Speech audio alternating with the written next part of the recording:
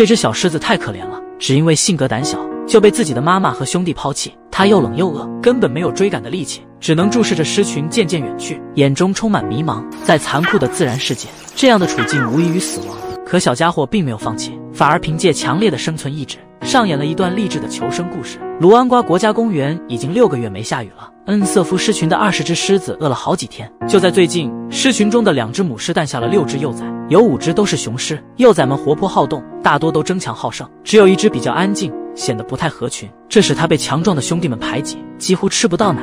狮子是群居动物，小时候的友谊关乎未来的生存。看着哥哥们每天活蹦乱跳，变得愈发强壮，不合群有些迷茫，即使在面对兄弟们的邀约时，也显得局促难安，因为害怕不停地后退，像极了社恐发作时的我。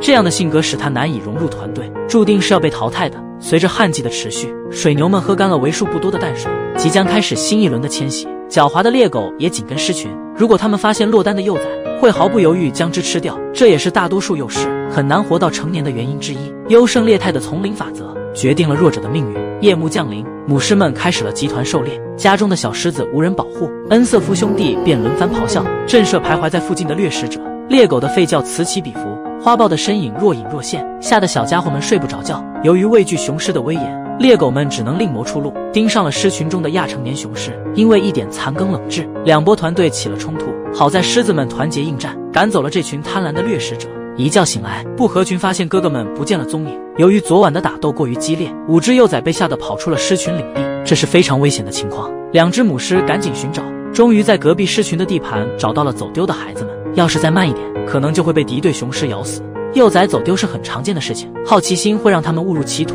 甚至丢掉小命。好在今天惨剧没有上演，他们都活着回到了家，并被好好上了一课。只有不合群是个例外，他一直待在藏身处没有离开，这份胆小救了他一命，但也是因为不合群的性格，让他惨遭狮群的遗弃。这只小狮子惨遭抛弃，在黑暗中独自摸索，苦苦寻觅自己的妈妈，并发出奶声奶气的呼喊。这不是什么明智的做法。黑暗中潜伏着恐怖的掠食者，有只花豹听到了叫声，向着小家伙的位置靠近。他们是狮子的死敌，只要看到落单的小狮子，会毫不犹豫地将之杀死。不合群闻到了空气中的杀气，吓得缩成了一团。花豹在20米处停住了脚步，他显然已经发现了目标，只是在谨慎观察，确认母狮是不是在附近。一只射猫从旁经过，花豹却看都不看一眼，只是死死盯着幼崽，似乎随时准备痛下杀手。千钧一发之际，一头河马打乱了掠食者的计划，他冲向埋伏的花豹，赶跑了这个即将行凶的刺客。多亏河马出手相助，不合群惊险地逃过了一劫。可幸运不会总是眷顾自己，他必须赶快找到狮群和妈妈，才能不被残酷的自然淘汰。与此同时，狮群中的亚成年们脱离了大部队，正在进行单独狩猎。这些愣头青没啥捕猎经验，只是凭借本能追赶猎物。就在这时，一只亚成年雄狮的背后传来了不合群的呼喊。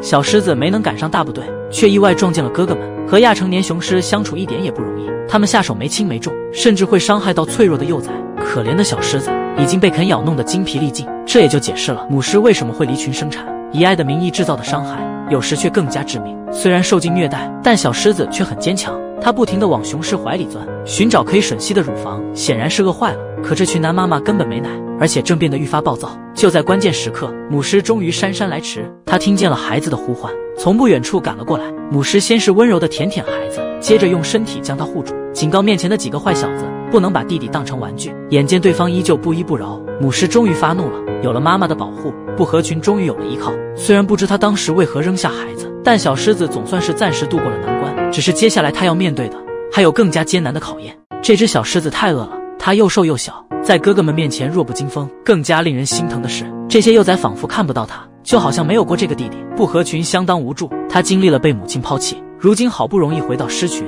可现状并没有好转。不合群依旧虚弱无比，他走向自己的母亲，想要吮吸奶水，可每当小狮子一靠近，母狮便停止了喂食。再加上哥哥们的强势，小家伙只能去找姑姑，但他也同样粗暴地终止了哺乳。不合群陷入了绝望，怎么也想不明白妈妈为何不爱自己了。其实在动物界，这样的现象并不是没有。如果母狮一窝生下太多幼崽，又赶上生存艰难的时节，就可能放弃其中弱小的个体，集中资源哺育更强的那些。瘦弱胆小的不合群显然成为了狮群中的累赘。狮群的迁徙开始了，虚弱的不合群被遗忘在最后，再一次拥抱孤独。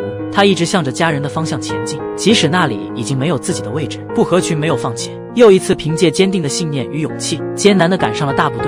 可他不仅不受待见，反而是腿上的伤势与体力的透支愈发严重，导致他走起路来一瘸一拐，几乎无法直线行走。生存的残酷在这个小生命身上体现得淋漓尽致。